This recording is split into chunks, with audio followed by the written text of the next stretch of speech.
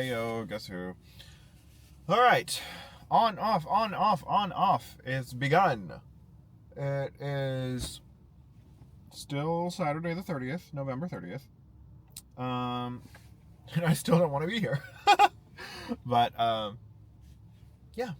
So, we have our coffee. We're pre-gaming before shift. I brought the bigger Yeti today because I love good straw. But I have 4 shifts left with a preceptor. And then I'm being tossed out of the nest. But I have had 9 different preceptors just on nights. I had 2 on days. So if you put that together, that makes 11 in total. I better have cracked some fucking record for all this. And it's not even normally they swap preceptors if, they're not vibing or if there's been problems. No, that's not the case with Lincoln. I have had, so my main preceptor was out of the country when I started. He was taking some sort of big grandiose trip to Australia. Yeah, sure, cool, fine, whatever. That was 2 weeks, right? I had 3 preceptors in those 2 weeks. Then after that, it had just been so sporadic and chaotic that they're like, oh, Lincoln, by the way, you're with this one today. Oh, you're with this preceptor today. Oh, 9 different times in total. So if I haven't broken some sort of record, that is a bad thing. That is a red flag. But I mean, I like this place that I work. It's a really great place overall, but it's just my God, I'm ready to be off. Sorry, there are people walking by and I'm self-conscious. But I love where I work. Love most of the people. But it's still just my God, can we have some organization, please? And we're just going to have to wait it out and see. But I'm the only one that this has happened to. And I don't know why, because I've been getting great reviews from literally every preceptor that I've been with. They're like, oh, you ready to come off now? Why didn't you come off early? No! You only get orientation once, unless something goes horribly wrong. And in an ICU of this is fucking hard. This shit's hard, okay? After you get your flow, it's better. But overall, who you talking to? No. I am taking my full time. And my main preceptor tried to pull me off at 12 weeks instead of 16, and we fought about it. I was like, absolutely not. Because this is an ICU. Things will go wrong. If it can go wrong, chances are it probably will. People crump on the turn of a hat. Turn of a dime. Hat, whatever. But yeah, so we're praying for a good shift. We're praying for a good week. 4 shifts, and then we'll see how we do by ourselves. Also, I'm trying the new Fenty Hues. It's their tinted. It's a SPF moisturizer that they put tint in, and I mean, it's almost like they just put the eavesdrops into the thing, because homie, this feels just like, she's walking back. This feels just like that. So I mean, I think it looks alright. It looks like skin but better. Okay, well, we're gonna vibe out until it's time to go in. Wish me luck. Oh, hi. Hello. I was not expecting this to happen. Okay, hi. It's currently 6:17. I am in the middle of, sorry, I'm looking at my schedule. It's Monday the 2nd. I'm looking at my Nurse Grid. If you don't use Nurse Grid, get on it. But this is the middle shift of the on-off. I work tonight, I work Wednesday night, and then I work again. My last orientation shift is coming. Oh, send help. Is excuse me, Sunday the 8th. And then we're being tossed away. You know, it'd be like that. But please. Thank you. There we go. My last 2 shifts have been actual dumpster fire, like emergency dumpster fires. And that's good. I'm getting those while I'm on orientation, because after orientation, the safety blanket is gone. And they've been saying that I've been doing good during them, which is a good sign, but it's also like, am I actually, or are y'all just telling me this to make me feel better? Because let me tell you, I feel dumb as a brick during some of these. Like, we're running on sheer instinct. Like, with the guy that I MTP'd, I had to MTP, mass transfusion protocol, one of my patients, and before we did that, his heart rate was in the 140s climbing up to the 150s. His blood pressure was tanking, but he was fluid responsive. And so I was telling the docs this, and they ordered me 2 units of blood. 2. And I was like, what the fuck? So they got me a couple of boluses as well, but I was getting those, I had the first unit of blood going in one arm, and he was responding well to it, but he was still tanking, but it was like slowing the tank. So I was like, this is not the best practice, but this is an emergency. So I was transfusing the other unit through the other arm at the same time. People be looking in my car. This drives me weird. But that's when my charge nurse came in, and she looked at the situation. She saw that I had 2 units, and the 2 boluses the one bolus, and I had the other one hanging and ready. Then she immediately, like, beelines it straight from my computer, looks at this guy's labs, and then is like, no, Lincoln, I see what you're doing. We're going to MTP this guy. We're going to get the level 1 out, and we're doing this. And she's as old as the hospital is. So I was like, okay. And so we did. Oh, look, there's Aiden. But yeah, so all that to say, it was a dumpster fire shift. I did not stop going from like 7:30 p.m. I was literally in that room from 7:30 p.m. until like 3:30 a.m. It was a shift. It was a dumpster fire shift. And we're back again. So they haven't run me off yet. We're still pre-gaming. We have the big coffee. I'm trying a new coffee. I do, excuse me, I cold brew my own coffee. We're trying a new brand. This is Cafe Olé from the HEB. It's more mild than what I was expecting, but you know, I'm not mad about it. It's actually delicious. I put it with my sweet cream and milk, and it keeps me going for at least half the shift, so that's a good spot to be in. But we're back again working with our faves.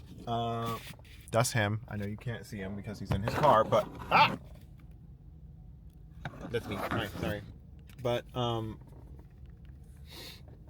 so yeah. Hopefully we have a better shift, but I do need more like emergency exposure to get more comfortable with handling them when it's my patient. When it's not my patient and I'm just like a resource nurse, life's good. Life's grand. Everything is dandy. I'm like, oh, you need something? Let me get you. Oh, we're about to start CPR. Let me hop in line. Okay, yeah. Let me get the crash cart. You know, things. When the stress is not on you, it's so much better. But, yeah. So, we're hoping for a better night, but I'm on the other flip side of that. I am also hoping to get more emergency exposure during these last 3 shifts. This is shift 1. The countdown has begun. This is 3. Yeah, so I'm gonna finish my coffee. I have 7 minutes before I start walking in. And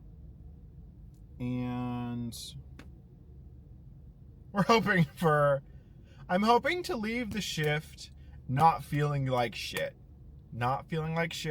Not staying late to chart, because I literally, during that, the mass transfusion protocol business, I did not chart literally anything from 7:30 until like 3:30, and then I was playing catch up for the rest of the night. It was not good. But I mean, it was necessary. It was necessary to be in there. We had to be in there. But hey, it do be like that. So pray for me. Oh my gosh. Hi. We actually had a good night for once. No dumpster. Well, I mean, there were dumpster fires, but guess whose they weren't? Mine. God is good. But, like, I was like, is this what a normal day feels like in ICU? My God. It was nice. I mean, I had a couple of little hiccups. I had a tele patient who was trying to be argumentative, and I'm like, no, we're not doing this. But other than that, I had a good night. It was so good. I was able to be a resource to others. This is from dinner. I was snacking. Oh, that's another thing. I had time to snack. Do you know how foreign that is to me working here? For those of you playing along at home, this is HEB's green chili chicken soup. It's delicious. But, a good night. It feels so good to have a good night. Yes. So, but it is 8 o'clock. I stayed late because today we signed up for our own schedules. Because I'm not with a preceptor after Sunday. So, 2 more shifts after this. So, I stayed because the schedule opens up at 7:30 and I live too far. So, I signed up. There's going to be some schedule balancing that happens because I'm full-time and I only have like 2 days a week. And so, to maintain my benefits, I need to have full-time hours. So, they're going to be placing and doing things. But, yeah, so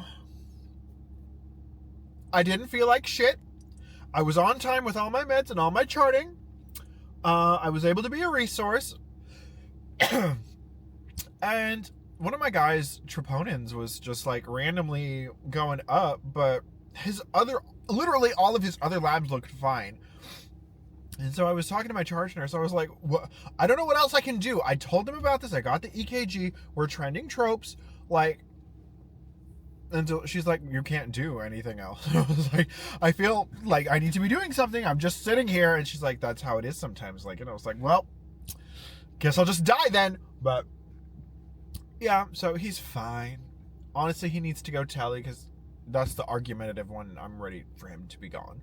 But, and everything, truly, everything that was going on with him was things that could be handled on a tele floor.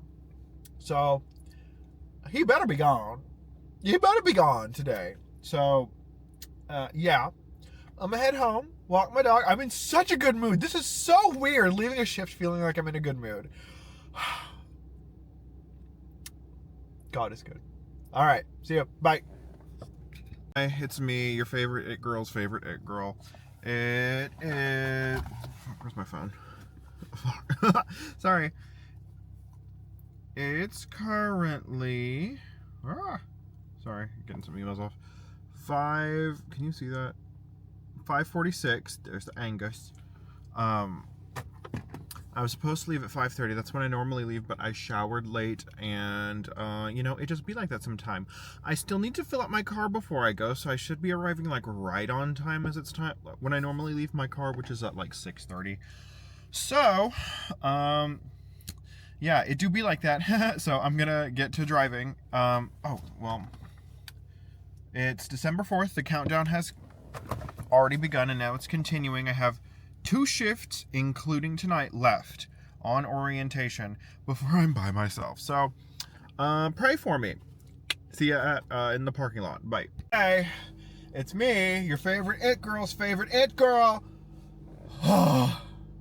Guess who? Well, I mean, I didn't get, like, fucked, but there we go. So, my patient started neurologically decompensating and was desatting and at a point where he needed to be intubated, and the NP overnight didn't want to intubate him, and it was just a whole hot mess. It was a hot mess, but charted, documented, did all the things that I was supposed to. You know, I had some help from my preceptor. I have one more shift after this with my preceptor. One. It is now post shift. Hold on. December 5th at 7:36 a.m. And am I ready to come off orientation? Probably. Do I want to? Yes, because my preceptor's pissing me off. But I mean, I should be appreciative for the help that he's giving when he's giving it. But it's just like, ugh. Like, the stuff that he's doing is things that I should be doing. If he was just doing the, like, non-important stuff, that would be one thing. But getting in touch with doctors about certain things that are going on, I need to be doing that. But I have one more shift, and then I don't have to deal with it no more, because I'll be by myself. Breakfast taco. Sausage, egg, cheese, potato. But I was tired. It was a busy shift. It wasn't like it was very busy. Was it super hard? No. There was some points where it was like, I don't know what to do with this. Particularly with the one who was neurologically decompensating, because the actual NP that was in charge didn't want to do it. But the resident doctor was like, we need to do this. We need to do something. But she didn't have the power, the authority to go over him. So, I mean, he's still alive. And he is improving. But I feel like he could have improved faster if we intubated him. Because his blood gas, shit. His pH, trash. His O2 and CO2, garbage. Just...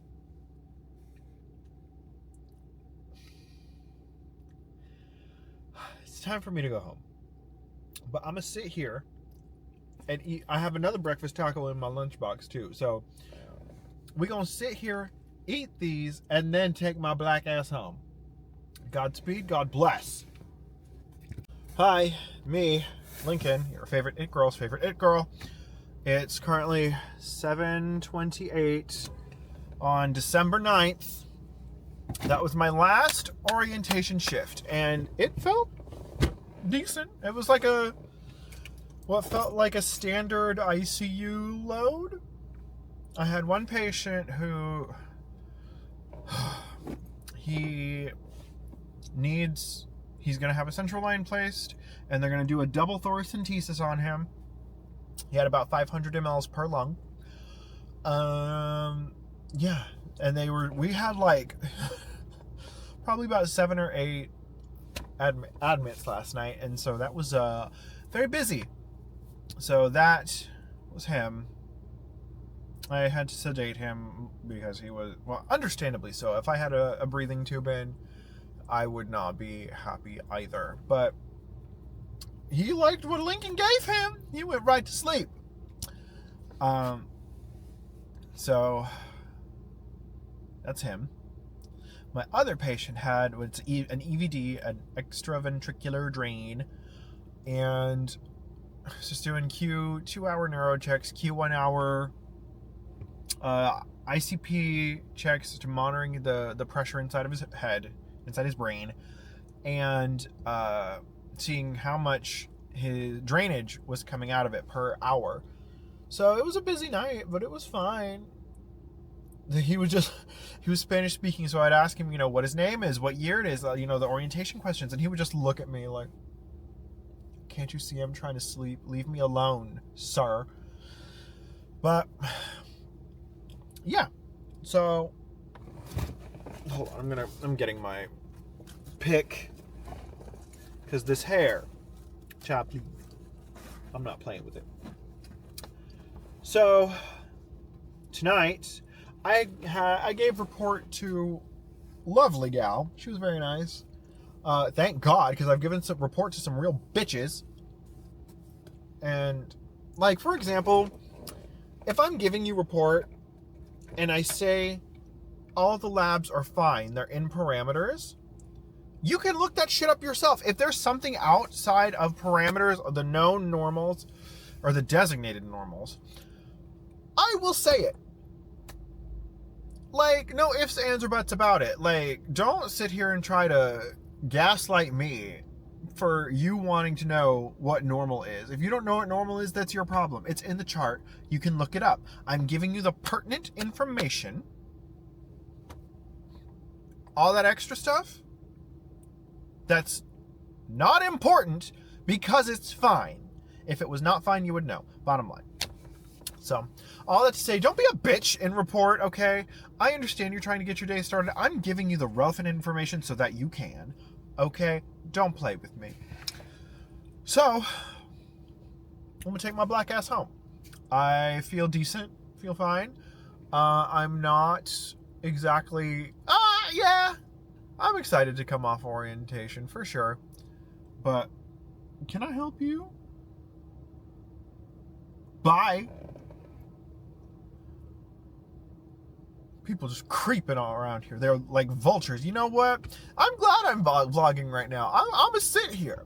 I'm gonna sit my black ass here and let these people keep cruising around. If you didn't want to be fighting for parking spots, maybe you should show up before the parking spots fill up like the rest of us. Eat my ass. Point blank period. Okay, so have fun. I need to go home. I'm gonna walk the goose and swan dive into my bed. Thank you so much. I'll catch you. This is the end of the vlog. Tonight, I'm gonna start the real documentation. Everything up until now has been a test run. The real vlogging is about to begin with my journey as a new grad ICU nurse who has literally just finished orientation at a level 1 trauma center, a very busy level 1 trauma center at that. So, follow along, see what happens. Catch you in the next one. Bye.